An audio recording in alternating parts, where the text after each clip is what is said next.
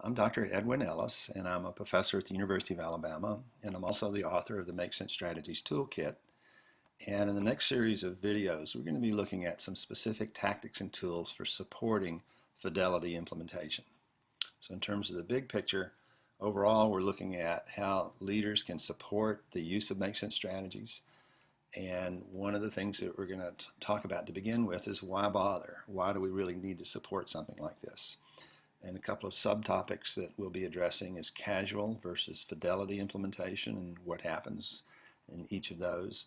And we're also going to be talking about certain kinds of teachers, and some of them are saboteurs that try to undermine innovative practices, and others are what we call runners. In part two, we'll be looking at what are the critical features of effective implementation. What does it really look like when teachers are doing this stuff well? And so we're not going to be so much focusing on how to teach the strategies that are in the Make Sense materials, but rather when you're supporting their use, what does good implementation look like, and how can you support it? And so we'll be looking at three dimensions of effective use, and then how that sort of ties in with what to look for when you're conducting Make Sense strategies walkthroughs and observations. And then in part three, we're going to begin by talking about some big ideas about supporting implementation, and these are really key things to do to make it happen. And then we'll take a look at some very specific tactics and tools from the Make Sense strategies that are specifically designed for supporting implementation. At the end of this, there'll be an assessment, and this is not like a test, but rather an opportunity for you to give some thought to how you might use some of these tactics and tools to support effective implementation of Make Sense in your school. So to get started with why bother? Well, in a previous video, we did sort of an overview of some of the research basis for graphic organizers and so forth. And one of the key points we made earlier is that these are strongly endorsed by literally every professional organization concerned with teaching literacy and subject matter. Why do so many of these organizations endorse it? Well, there's an extensive body of research that shows that graphic organizers significantly improves outcomes across all curriculum areas, across all students, across all grades. Yet, when you actually go in and observe teachers, a relatively low percentage of teachers are actually using tools like this, and yet they're some of the most powerful that have ever been developed. And then when you look at the teachers that are using them, even a lower percentage really know how to use them effectively. Sometimes you'll go into a classroom and you'll see teachers that will pass out copies of Blackline Masters of Graphic Organizers with an assignment, which is to go use them or apply them, but do very little instruction on how do you actually think when you're developing them in any kind of controlled release or scaffolded practice in using them. So that's kind of problematic. Another kind of issue is that the graphic organizers that teachers are using are essentially the same as those available over 30 years ago, like your basic web and Venn diagram. Well, these are great tools, but we've learned a lot about graphic organizers in the last 30 years, and there's a lot of innovative stuff going on with them that go way beyond your basic Venn and web. And finally, a lot of teachers have interactive smartboard technology in their classrooms.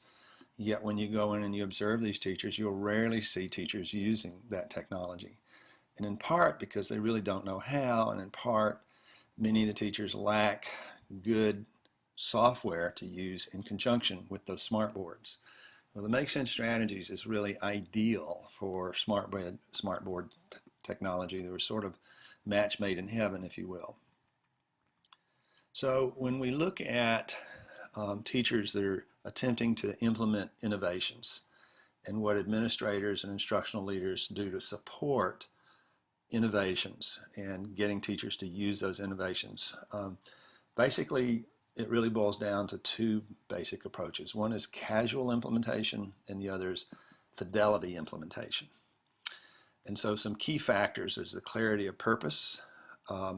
So for an example, if the implementation is really casual, then the purpose of doing it among the people that are doing the implement is often kind of fuzzy, or it's not real clear, the goals are not clear, and things of that nature. Well, whereas if the emphasis on really implementing the new innovation with fidelity, then the goals are very clear. and they're co-developed, and so that means they're not just handed down from above, but rather administrators, instructional leaders, and the teachers that are going to be doing the implementation get together and they co-develop really clear goals so they have a sense of where they're going and why. In terms of then plans for implementing those goals, if you're taking a really casual approach to it, then typically what happens is the implementation plans are sort of made up as you go, or they're very piecemeal, or even worse, there are no plans. It's just go use it and do the best you can with it type of support, which obviously isn't going to have much of an impact. If the emphasis is on fidelity implementation, then there are specific plans are developed, and these plans are recursive, which means they're continuously revisited and updated depending on what was learned along the way. And so they're action plans, but they're flexible. Another key factor here is building leadership. And so if the casual implementation approach is being used, then leadership tends to be more or less hands-off or absent. They just sort of leave it to the teachers. And more often than not, that doesn't really result in the innovative practice being implemented very much. So building leadership is really critical. Thus, with fidelity implementation, the instructional leaders are very active participants in the whole implementation effort. They're a part of it, they're not absent. In terms of support, with casual implementation, it's often kind of a once and done. You may do, what may happen is there might be one workshop in the innovative practice, often done at the beginning of the year, at a point when teachers are really just trying to get their, class planned and ready to go, as opposed to more in-depth kind of support, which would be continuous and on multiple levels. So things like coaching going on. There are a number of meetings that you might have to support implementation and so forth, and we'll be looking at some of those specifically later on. But the key thing is with casual implementation, it's kind of once and done in terms of support, whereas fidelity, it's a constant ongoing process on multiple levels. In terms of the integrity of the implementation, what happens if there's a casual approach to supporting implementation?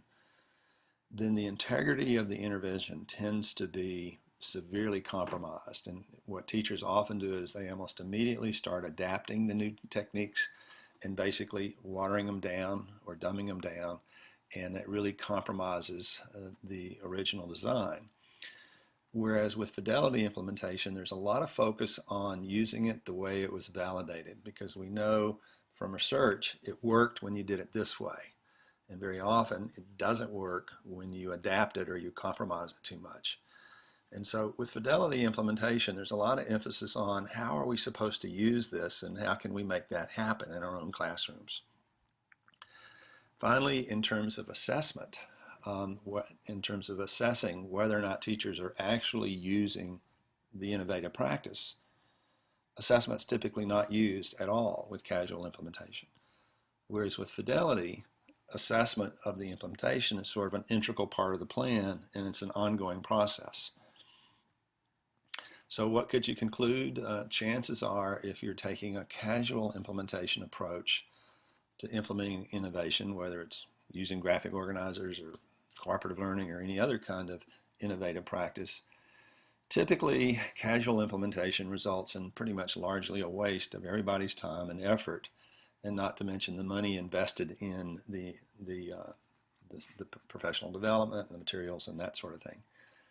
Whereas if there's a fidelity implementation approach, and that's really being strongly emphasized, then what you tend to get is a much more sustained, effective, long-term implementation of the innovative practice. Likewise, what you tend to get are significantly higher student outcomes. So let's think about what typically happens when a new innovation is being targeted in a school. So if there's something new that you're trying to make happen in this school, and let's, in this case, since we're talking about Make Sense strategies, we'll just sort of use that as an example.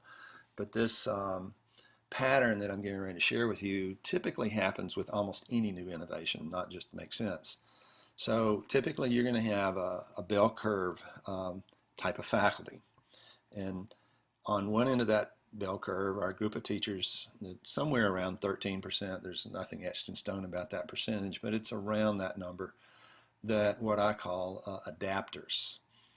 And basically adapters tend to be very goal-oriented teachers. They tend to be risk takers. They're willing to try new stuff, and they're comfortable experimenting with new techniques. They tend to be inventors. They're often trying out new things or coming up with new ways of teaching or new teaching tools and things of that nature. These teachers also tend to be very good at generalizing. So for an example, if they discover a new tool that works in one area, like reading comprehension, they'll often start using that tool in other areas, like is using the same tool to support writing and things of that nature. So they're good at sort of thinking outside of the box. So adapters will modify the strategies to fit their needs and circumstances, so they are making adaptations, but the adaptations still tend to fit within the range of what would be fidelity. And so they're done with fidelity and integrity.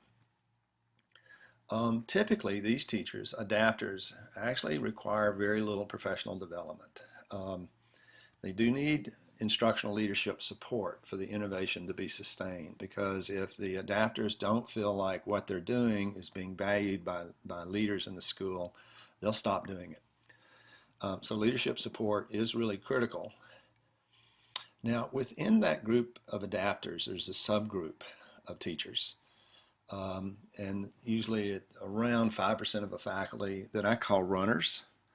Now, runners will take a new idea and just run with it. And these teachers tend to be really passionate about teachers.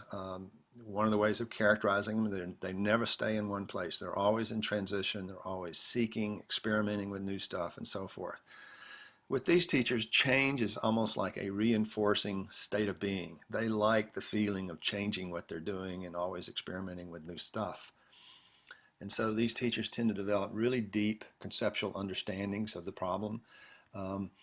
Likewise, you're going to have the main group of faculty and what I call adopters. Now, again, there's nothing etched in stone here. These are just trends. But adopters, as you can see, 68% of the faculty, more or less, tends to be the majority of a faculty. Now, the thing with adopters is they don't adapt. Rather, they tend to use what's given to them. And they rarely generalize what they're doing. And they also tend to be poor at planning new applications for different contexts. Now, a lot of the adopters are not necessarily bad teachers by any sense of the word. They're committed to being effective, but they're not change-oriented. And many of these teachers tend to be pretty good users of materials that are developed by others if they're provided sustained quality professional development. Now, you remember, the adapters and runners really don't require a lot of PD. They do require administrative support, leadership support. These guys really need ongoing sustained PD in the innovation if you expect it to take hold. So their quality of how well they do an innovative practice is going to range from being very effective to rather poor. Okay, so as we move down the bell curve, you're going to have sort of a range in quality there. And so the quality and quantity, or how much of the implementation they actually do, is a direct function of sustained training, like coaching, expectations. In other words, teachers need to know that there's an expectation that they'll try this and do it well. Ongoing support. Now, these teachers, generally speaking, change because they're expected to, not because they want to. Then you're going to have a subgroup following on down the bell curve, or what I call resistors. Now, almost every school building will have some teachers that are resistors. It's the ain't no way, no how, I'm doing that kind of attitude that they may have. Okay, now, sounds pretty negative to start with, but actually in reality there are a lot of reasons, and some are really legitimate reasons why they're resisting change. For an example, some are just so tired they can't do anything else on top of what they're already doing. They're just exhausted. There are a lot of teachers that are exhausted. Sometimes it's just a bad attitude. Sometimes you have teachers who are just fundamentally lazy. They don't want to do anything because it means more work. Some teachers just feel overwhelmed. There's so much going on, they can't take on another thing. Sometimes there's issues of power. For an example, you can't make me do that type of attitude that they may have.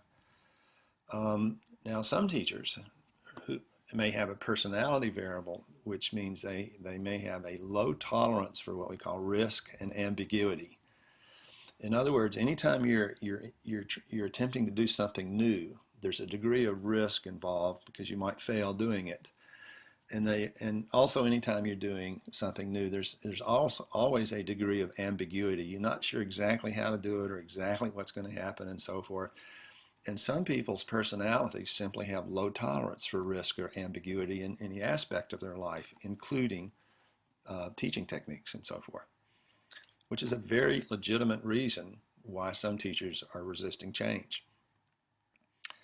Some teachers have issues going on that are non-job related issues. So for an example, if a teacher is going through some sort of personal crisis, a parent may have passed away, or they may be going through a divorce, or they may have severe financial issues going on. They're just terribly distracting. The idea of innovating new stuff at school is often the last thing on their mind. And so there are a lot of reasons, and some of them are really good reasons why some teachers resist innovation. Now, typically, teachers are minimally responsive to professional development if they're in this category. Now, what's important to understand is once in this category, that doesn't mean they're in there for life. You may have teachers who sort of move back and forth from being an adopter to a resistor, and occasionally they'll move all the way to the other side of the bell curve, although that's kind of rare. And so they're not etched in stone in any one place. There's always a degree of movement as they move up and down this bell curve. And then finally, there is a subgroup of teachers that I call saboteurs. Now, saboteurs are teachers that actively attempt to undermine change efforts. And so they're not just resisting, they're trying to destroy the effort. And so these teachers are often passive aggressive. They'll do things behind your back. They'll do things to your face like, "Oh, I love this stuff," and then back in the teacher's lounge, they're trashing it and things like that. And so they're not just resisting; they're actually undermining efforts at innovation. And frankly, they can be dangerous because they can really make efforts turn sour. So this is just sort of a general pattern. It's my experience that every school building almost has a degree of each of these types of teachers, and it never really reflects a perfect bell curve. Like sometimes you'll go into a school and that hump is way over on the adapter side, and there may be just a few of the adopters and resistors and so forth. You go into another school and the hump is way over here. You have an awful lot of resistors and some adopters, and then very few adapters and runners. But there's a general pattern. This is what I've considered. Now, given this pattern, where should professional development be initially targeted? Now, what often happens is we try to do professional development to everybody in the school and then hope something will stick. And so that's a key question. Should we target an entire faculty for implementing an innovative, or maybe specific subgroups of faculty? So for an example, should we target the saboteurs or the resistors or the adopters, the adapters or the runners? Which means if we targeted subgroups, that means I might target this group, but not this group or this group. That's the idea of subgroups, okay? My experience, and yours may be different, but my experience is there's a lot of bang for the buck for targeting the adapters and the runners, because that's more strategic. Because they are the people that are most likely to implement the innovation successfully. And so part of the idea is it allows some expertise in intervention to get established within the building, to get some roots down, if you will. And so one of the things that's happening is once they can develop it, then they can mentor others after the bugs have been worked out. One of the common things you hear with innovative practices is the resistors and a lot of times the adopters will say, well, you know, that might work in such and such a place, but you don't understand our kids. They could never do that. But if you get the adapters and runners using the innovative practice successfully and so forth with the same kids that everybody else is teaching, that sort of undermines that excuse.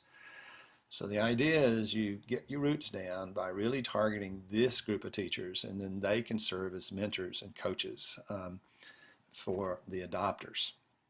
Now, what about these guys, the resistors and saboteurs?